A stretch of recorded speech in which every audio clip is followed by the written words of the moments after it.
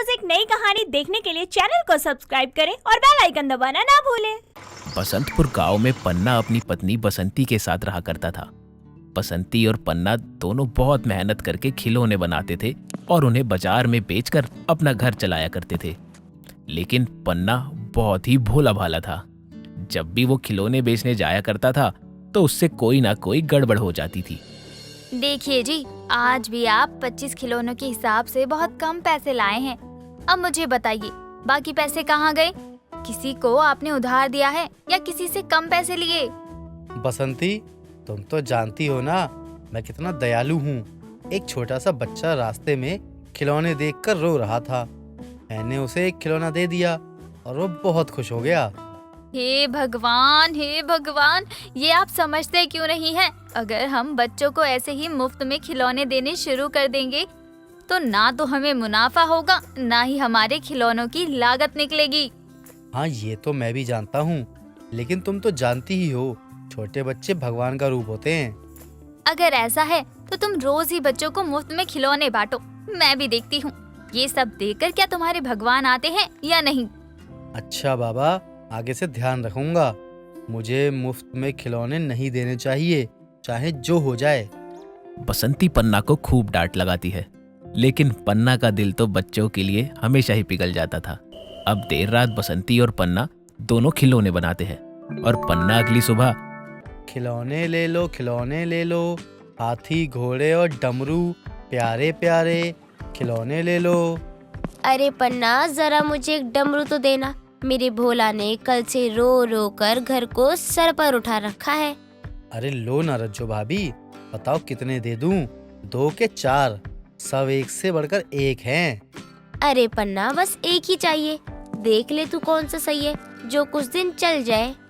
अरे सभी अच्छे हैं, बस आप रंग देख लो, आपको कौन सा चाहिए? अच्छा ठीक है पन्ना, यही दे दे। और हाँ, कल पैसे दूंगी, पहले ही बता रही हूँ।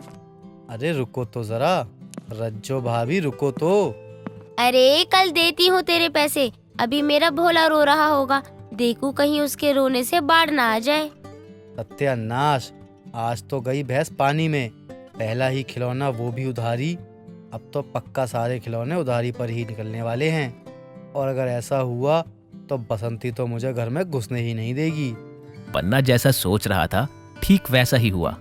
शाम होने तक पन्ना के सारे खिलौने उधारी में बिक गए। बस एक खिलौना था जो नकदी बिका, वो भी 10 रुपए का। अब देर शाम पन्ना घर पहुंचता है। अजी क्या बात है, आज तो कमाल ही हो गया, सारे खिलौने बिक गए। अरे वाह, आज तो मोटा पैसा आया होगा। अरे नहीं नहीं भाग्यवान, खिलौने तो सारे बिक गए, लेकिन एक खिलौने को छोड़ सारे उधार में। क्या कहा आपने? आप इतने सारे खिलौने को उधारी में लगा आए हैं? हे भगवान, कैसा मूर्ख इंसान मेरे पल्ले बांध दिया है तूने। आपको कितनी बार समझाया है, एक उधार दूसरा दान मत करना, लेकिन आप हो कि कुछ समझते ही नहीं हो। अरे बसंती, तुम तो जानती हो ना, पहला ही ग्राहक उधार ले जाए तो बाकी का सामान भी उधारी में जाता है। ऐसा मैंने अपनी दादी से भी सुना था। अरे आपकी दादी तो ठीक बोल कर गई, लेकिन आपको ही अच्छा बनने का ये जो भूत सवार है ना, कि क्या बताऊं। अब कल से आप खिलौने बेचने नहीं जाएंगे, अब से मैं ही जाया करूंगी खिलौने बेचने। बसंती अपने पति पन्ना को कितना भी समझा देती, लेकिन पन्ना था ही भोला, वो किसी के सामने कुछ बोल ही नहीं पाता था। अब अगले दिन बसंती खुद ही खिलौने का टोकरा लेकर गांव में बेचने निकल जाती है। सुंदर सुंदर सस्ते और अच्छे खिलौने ले लो, खिलौने खिलौने। आंटी, मेरे को एक बंदर चाहिए, बंदर। अरे आंटी, अरे रुको तो, अरे कितने का है? अरे आंटी रुक जाओ। अरे दूर हट, कल का पैसा तेरी माँ ने दिया नहीं और चला आया है खिलौना लेने। अरे मम्मी, अरे मेरी प्यारी मम्मी, अरे इस खिलौने वाली आंटी ने मुझे बहुत मारा है मम्मी। अरे मम्मी लग गई है मम्मी। अरे रे, मेरे बेटे को किसने मारा? अरे बसंती, तूने मेरे बेटे को धक्का दिया, क्या चाहती है तू? अरे मम्मी मेरी बात तो सुनो। अरे मैंने इनसे वो खिलौना मांगा था बंदर वाला, तो इन्होंने मुझे नहीं दिया और मारा। अरे बसंती, दे दूंगी तेरे उधार के पैसे। अब क्या मैं तेरे पैसे नहीं दूंगी तो तू उसका बदला मेरे बेटे भोला को मारकर निकालेगी? अरे मैंने तो बस इसे दूर किया था, ये भी अभी से तेरी तरह ड्रामेबाज होता जा रहा है। इस तरह रज्जो और बसंती में झगड़ा होने लगता है। अब बसंती झगड़े के बाद घर आ जाती है। अरे बसंती, तुम आ गई? देखो, आज बहुत सारे खिलौने के ऑर्डर आए हैं, लेकिन तुम इतनी उदास क्यों हो? क्या हुआ? कुछ तो बोलो। अरे आज एक भी खिलौना नहीं बिका, ऊपर से मेरी उस रज्जो से लड़ाई भी हो गई। न जाने क्यों इन गांव वालों को हमारी मेहनत से इतनी दिक्कत है। अरे ये सब तुम्हारे बस का नहीं है। कल शहर के बड़े से दुकान का ऑर्डर आया है। अभी 1-2 लोग रखकर खिलौने तैयार करने होंगे अगले 2 दिनों में, क्योंकि कब तक हम गांव और शहरों में घूम घूम कर ये 500,000 रुपए के लिए बेचते रहेंगे खिलौने। बात तो आपकी ठीक है, मैं ही आपको गलत समझ बैठी थी कि आपसे अच्छे से काम नहीं होता, और ये इतने सारे ऑर्डर भी तो आपके व्यवहार की वजह से ही आए ना। अब बसंती और पन्ना 2 और लोगों को काम पर रख लेते हैं और सारे मिलकर 2 से 3 दिनों के अंदर ऑर्डर को पूरा करने में लग जाते हैं। अब 3 दिन बाद जब पन्ना सभी खिलौने बना लेता है तो उसे शहर पहुंचाने जाता है, और खिलौने देने के बाद पन्ना को और भी खिलौनों का ऑर्डर मिल जाता है। ये तो बहुत अच्छी बात है। मेरी और बसंती की मेहनत रंग लाई। अब मैं घर जाता हूँ और बसंती को बताता हूँ कि हमें अगला ऑर्डर भी मिल गया है। अब पन्ना घर आता है तो बसंती को नए ऑर्डर के बारे में बताता है, और साथ ही उसे ये भी बताता है कि ये ऑर्डर उसे अच्छी बनावट और उसके ठोसपन की वजह से ही मिला है। अरे ये तो बड़ी ही अच्छी बात है। चलिए हम काम पर लग जाते हैं।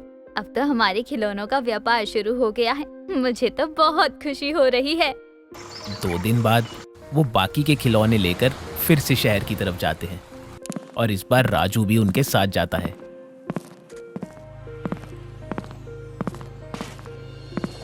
राजू, अगर ऐसे ही काम चलता रहा तो मैं तुझे अपने साथ ही रख लूँगा। कल तक भले ही मैं खुद ठोकरें खा रहा था और खिलौने बेच रहा था, लेकिन अब तो भगवान की दुआ से मुझे 2 बार से बहुत बड़ा ऑर्डर मिल रहा है। अब दुकानदार पन्ना को खिलौने बिना देके ही पैसे दे देता है। देखिए पन्ना जी, अब तो हमारा मिलना जुलना लगा ही रहेगा, तो अच्छा होगा कि आप मुझे अपने आप पर ही विश्वास बनाने दें। मैं खिलौना चेक कर लूँगा। इतना भरोसा करना भी ठीक नहीं है साहब, लेकिन आप कहते हैं तो मैं चलता हूँ। बाकी तो आपको मेरा घर पता ही है। हाँ जी बिल्कुल, मुझे कोई दिक्कत लगेगी तो मैं आ जाऊँगा सीधा आपसे बातचीत करने। पन्ना तो पैसे लेकर 9-2-11 हो जाता है, लेकिन जब दुकानदार खिलौने चेक करता है तो देखता है कि एक बोरे में तो सिर्फ गत्ते और कागज ही भरे पड़े हैं। इतना बड़ा धोखा। अभी मैं उस भिखारी से अपने पैसे लेकर आता हूँ। उसने मेरे साथ गद्दारी की है। ये गांव वाले लोग होते ही नहीं विश्वास करने के लायक। अब वो दुकानदार गुस्से में पन्ना के पास पहुंचता है और पन्ना को बहुत भड़क कर कहता है, तुम जैसे लोगों पर मुझे विश्वास ही नहीं करना चाहिए था। आधा खिलौना तो गायब है इसमें से। ये क्या कह रहे हैं आप साहब? मैंने तो पूरे ऑर्डर दे दिए हैं। क्यों राजू? राजू भाग क्यों रहा है? रुक। अरे क्या किया है तूने मेरे खिलौनों के साथ? अब पन्ना उसके पीछे पीछे भागता है और राजू को धड़ दबोचता है। जैसे ही पन्ना राजू को मारने लगता है तो वो दुकानदार राजू को बचाते हुए कहता है, पन्ना, अपनी गलती अब तुम राजू पर डाल रहे हो। राजू, क्यों किया तूने? इतने मुश्किल से विश्वास बनाया था मैंने साहब का। राजू भी उनकी बातों में हाँ मिलाता है और अपनी गलती की माफी मांग लेता है। पन्ना भी बेबस राजू को देखकर उसे माफ कर देता है, और इस तरह भोले भले पन्ना की ईमानदारी और नेक दिली से खुश होकर पन्ना का साहब अपने खिलौने के व्यापार से पन्ना को फिर से जोड़ लेता है।